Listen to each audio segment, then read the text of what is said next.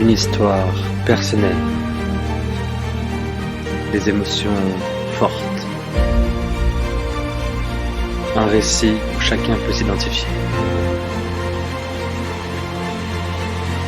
Une vie digne de ce que tu mérites. Bienvenue sur l'envol du phénix. Ce soir, je n'ai pas tenu mes engagements. Et sur la route, accompagné de mon Uber, j'ai un sentiment naissant de culpabilité. Aujourd'hui, j'ai annoncé à ma communauté sur Instagram, d'ailleurs, si tu ne me suis pas encore, je t'invite à le faire, Captain Phoenix 2 sur Instagram. J'y glisse des conseils, des échanges pour pouvoir t'accompagner dans ta vie de tous les jours et surtout pour te relever et te révéler. Devenir la réelle personne que tu es au fond de toi, en accord avec tes émotions et en développant une vie alignée à tes désirs. Car j'ai pour croyance que ce qu'on a vécu, même si ce fut traumatisant, n'est qu'une pierre de plus pour bâtir la vie que l'on souhaite et que les personnes qui m'écoutent me ressemblent. Mais ça sera le sujet d'un autre podcast. Pour revenir à mon histoire, je me suis engagé auprès de ma communauté à pouvoir sortir le podcast du jour. Et c'est la première fois en un mois de podcast que je ne respecte pas cette parole. Alors une petite voix dans ma tête qui plus est de l'auto-sabotage, elle est adepte, me respecte sans cesse, que les gens ne peuvent me faire confiance, ne peuvent avoir confiance en ce que je dis, car j'ai, encore une fois, je ne tiens pas à ce que je dis. Encore une fois, je me suis laissé porter par mes émotions. Mais je ne lui en veux pas. Cette petite voix, cette partie de moi, m'a permis de me surpasser à chaque fois. J'ai réussi à faire une force de cette autoflagellation, de ce jugement sans rétention. Elle possède une part de la vérité, je l'accepte, et je l'assume. Tout comme j'accepte le fait que je n'ai pas pris le temps. Je n'avais pas envie de prendre ce temps, car je voulais fêter cette étape de plus. Celle de pouvoir célébrer les 100 écoutes associées à quelques plateformes. Alors certes, c'est pas grand-chose. Certes, je n'ai pas été persévérant pour ce coup-là. Et au final, je ne m'en veux pas tant que ça. Parce que c'est ok de reporter. C'est ok de préférer s'amuser, surtout car ça m'a beaucoup apporté. Ça m'a apporté une vision plus claire de ce que je veux. Et je vais prendre l'engagement dès maintenant. Je vais bâtir un empire, une dynastie avec une holding regroupant plusieurs idées et passions de business. Mais surtout, en générant 20 000 euros net mensuels dans ma poche pour chaque business. Alors ça paraît fou, et on peut facilement se dire que je divague, que je rêve trop, que je suis utopiste ou que sais-je. Au final, qu'importe, celui que je suis n'est qu'un simple humaniste, en soi avec des rêves et des passions plein la tête. Cette soirée m'a fait énormément de bien, et pour rien au monde je regrette d'avoir fait ce choix. Le podcast sortira plus tard et c'est pas grave, car dans 5 minutes, dans 5 jours, dans 5 mois, voire même dans 5 ans, ça aura peu d'importance. Ça aura peu d'importance, car ça sera quand même fait, et ça sera sûrement pas la dernière fois où je loupe une date. Alors je parle avec cette petite voix, et je lui explique ma vision. Je lui explique que cela fait partie du processus.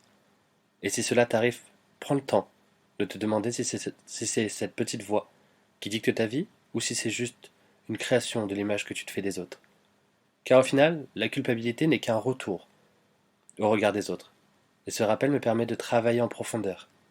Cette voix m'expose ses revendications. Et voici les réponses que je lui apporte à travers mes questions. Est-ce que c'est pour moi ou c'est pour les autres que je décide de faire ce podcast? La réponse est pour tout le monde, moi y compris. Et la valeur ajoutée de ce podcast n'a pas de temporalité, alors pas besoin de se juger. Est-ce que c'est une attaque envers mes valeurs?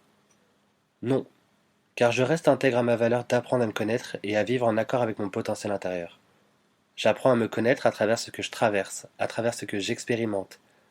Et j'avais besoin de cette soirée pour affiner mes envies et mes choix de plaisir.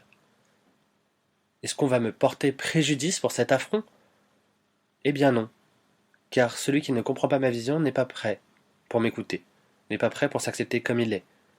Au final, ce qu'on peut me reprocher n'est qu'une attaque envers la personne qui me l'ait fait, un rappel de ce que chacun a travaillé. C'est un effet miroir, comme si, et c'est vrai, ça se vérifie, tout ce que tu reproches à quelqu'un est en fait tout ce que tu te reproches à toi-même. Est-ce que cela signifie que je vais échouer? Bien sûr que non, encore une fois, c'est une expérience, c'est un ajustement. Donc au final, c'est encore mieux pour moi, car je sais ce que je dois travailler. Je sais que je dois approfondir ma manière de m'exprimer, et ne pas faire de promesses sur une émotion. Alors au final, après ces quelques questions d'introspection, est-ce que suis-je toujours atteint de ce sentiment de culpabilité?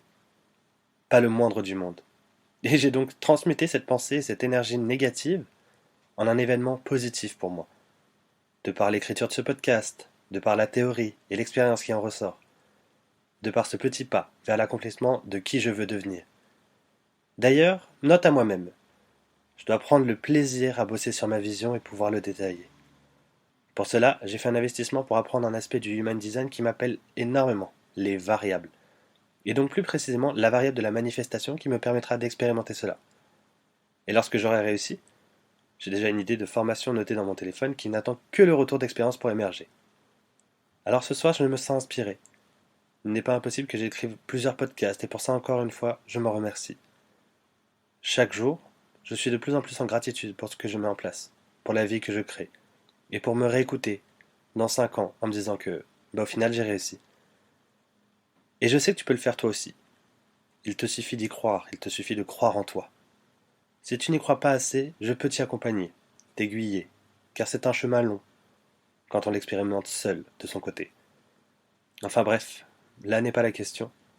Si tu sens de la culpabilité envers toi, respire, pose-toi les questions sous-jacentes à cette indication, et autorise-toi à vivre ce sentiment plein de rebondissements. Sur ces jolis mots, je te souhaite de t'épanouir et d'apprécier de plus en plus le cadeau que tu t'offres chaque jour. Ces 86 400 secondes qui te permettent de choisir une vie qui te correspond chaque seconde un peu plus. Et je te dis à bientôt pour le prochain épisode du Phoenix.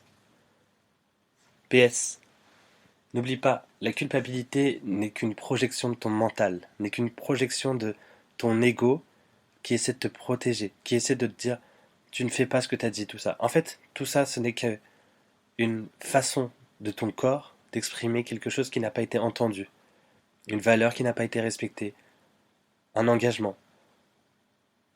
Prendre un engagement sur une émotion alors que ce n'est pas forcément l'occasion. Alors, je t'invite à réajuster et à ne pas trop en attendre de toi. Tu es sur un chemin fait d'expérience, tu es sur un chemin fait d'erreurs. Et c'est normal que tu échoues, que tu aies des erreurs. Mais le seul grand échec qu'il peut y avoir dans la vie, c'est d'abandonner. Le seul grand échec qu'il peut y avoir, c'est tu te dis t'as essayé et t'arrêtes. Là oui, tu auras échoué. Si tu reprends à chaque fois, au fur et à mesure, comme je t'en ai déjà parlé, si tu reprends par exemple le sport après 3 mois d'absence, si tu reprends une nourriture équilibrée après 6 mois, c'est pas grave. Parce que à chaque fois, tu affines, tu améliores ta façon de faire. Alors n'hésite pas à prendre ce temps pour toi. Pour ma part, je sais que je fais partie intégrante de ça, je suis tout le temps dans la dualité. La dualité fait partie de ma vie, de tous les plans de ma vie d'ailleurs. Et je sais que j'ai ce côté de moi qui est très extraverti, qui va vers les autres, qui a envie d'avancer, qui a envie de parler avec les autres, qui a envie de les aider, et qui va se donner à fond, et qui va faire passer les autres avant soi. Et j'ai cette autre partie de moi où je peux passer 3 4 jours enfermé dans ma chambre, à regarder des séries, à fumer mes cigarettes, et c'est tout.